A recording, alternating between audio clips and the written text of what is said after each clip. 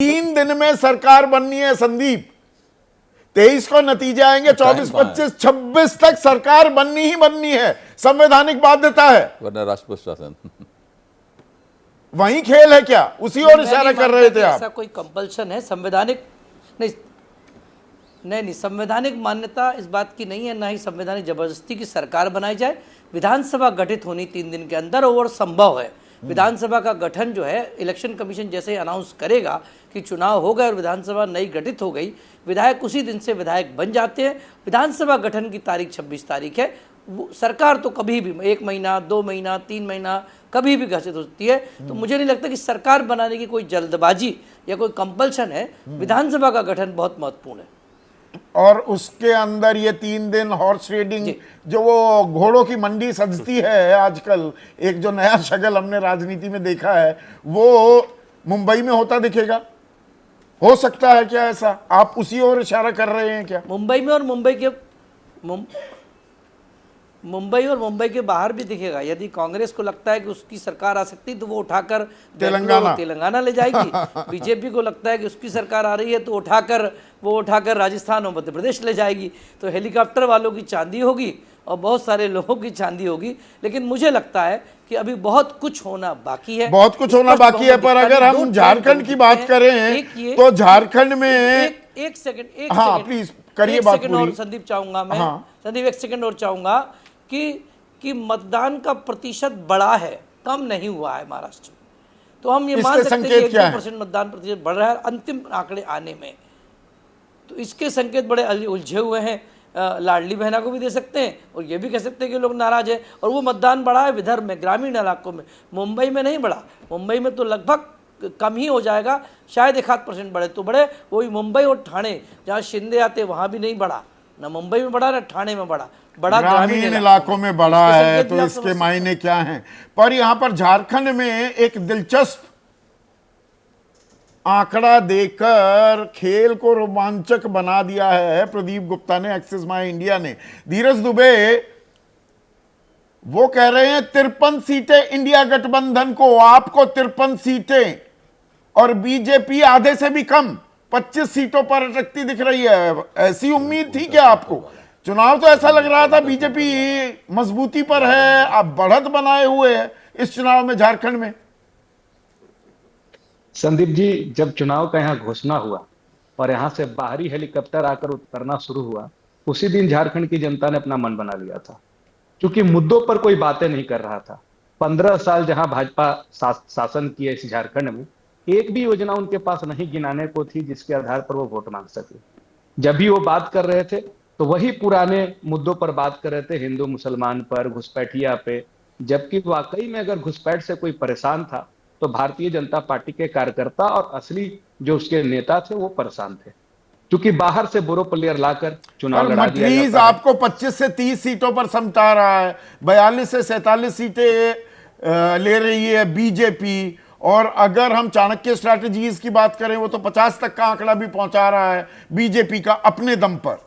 तो ये सिर्फ एक ही एग्जिट पोल है, इसका भी ध्यान दीजिए।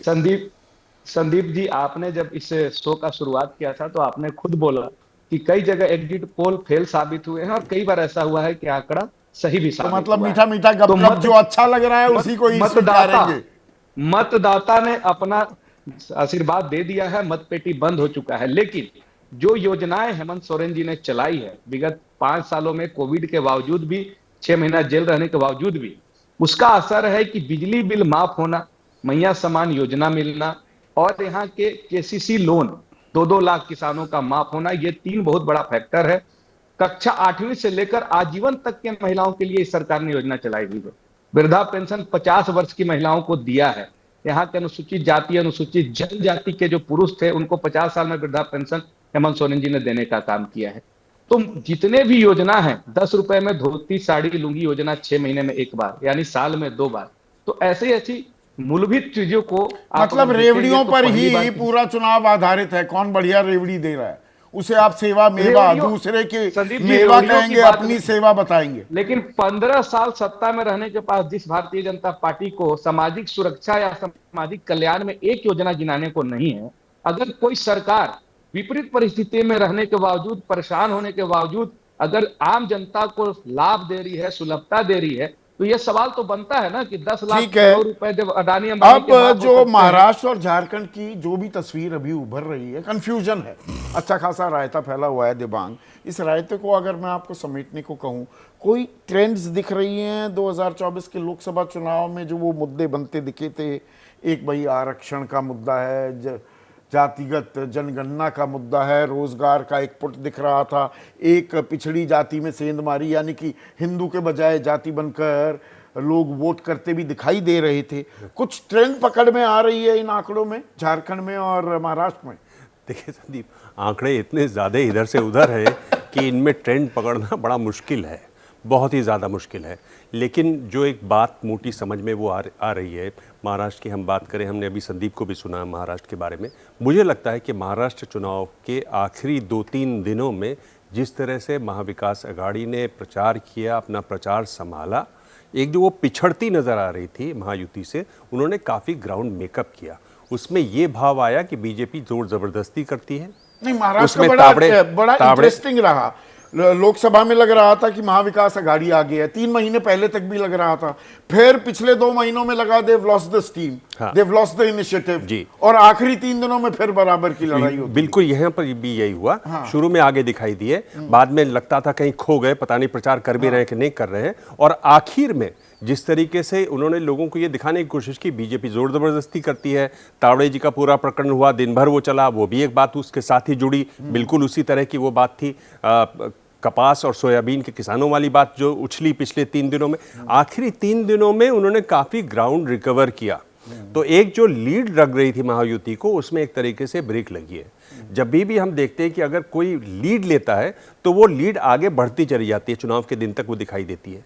और उसमें होता क्या है कि आपका जो वर्कर है उसमें जान आ जाती है, उसमें लगता है कि नहीं अब तो हमें जाकर वोट करना ही करना है। थोड़ा सा और दिलचस्प बनाइए। एक और बात मुझे कहनी थी कि एक देखिए कि एक योजना लाडली बहना महाराष्ट्र में है, अगर ये योजना काम करती है तो झारखंड वाली ये योजना जो मैया समान योजना है वो भी काम करनी चाहिए। वो भी ट्रेंड नहीं दिखाई दे रहा है। यहाँ स्थिति इतनी गड्डमगड्ड है इन पोल्स में, मुझे लगता है कि अगर वो दिखाई देता है तो वहां भी दिखाई देगा वो।